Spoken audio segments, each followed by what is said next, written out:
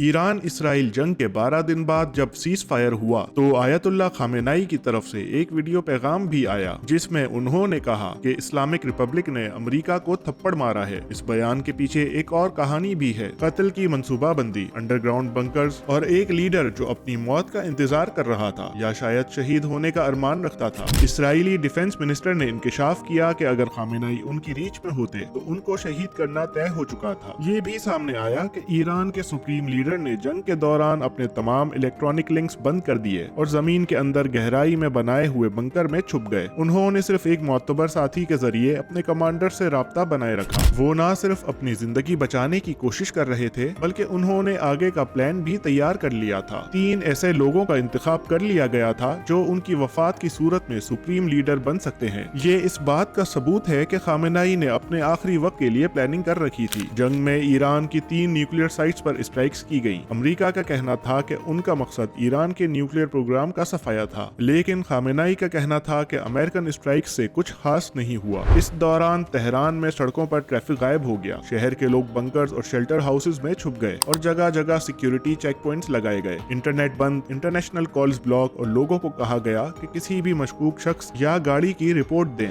ये सब कुछ इसलिए हुआ क्योंकि ईरान की लीडरशिप को ये खौफ था कि इसराइली जासूस मुल्क के अंदर घुस चुके हैं। कहा गया कि ईरान की इंटेलिजेंस फेल हुई। इसराइली एजेंट्स ड्रोन्स और मिसाइल्स के पार्ट्स मुल्क के अंदर पहले से ले आए थे और सिर्फ 1 घंटे में ईरान के टॉप कमांडर्स को भी निशाना बनाया गया। खामेनाई के बंकर में रहने का सबूत ये भी है कि उनके टीवी पर नशर होने वाले पैगाम पहले से रिकॉर्डेड शुदा थे और उनकी लाइव लोकेशन के बारे में कोई नहीं जानता था। मगर जब सीज फायर हुआ तो खामेनाई एक बार फिर सामने आए, इस दफा एक वीडियो में जहां उन्होंने अमेरिका और इसराइल दोनों पर फतह का दावा किया। इंटरनेशनल मीडिया के मुताबिक खामेनाई ने असेंबली ऑफ एक्सपर्ट्स को कह दिया था कि उनके बाद नए लीडर का फैसला फौरन हो जाना चाहिए ताकि मुल्क में इंतशार या बेचैनी ना हो। ईरान की क़यादत इस वक्त 3 चीजों से खौफजदा भी है: खामेनाई पर अटैक, अमेरिका का मुकम्मल तौर पर जंग में शामिल होना और मुल्क के अंदर मजीद इंफ्रास्ट्रक्चर पर अटैक्स। इन सब से मुल्क चलाने में काफी मुश्किलात पैदा होने का खतरा है। लेकिन खामेनाई ने एक बार फिर साबित किया कि ईरान की सियासत में सर्वाइवल का मतलब सिर्फ सांस लेना नहीं बल्कि सोच समझ कर अगला कदम उठाना है।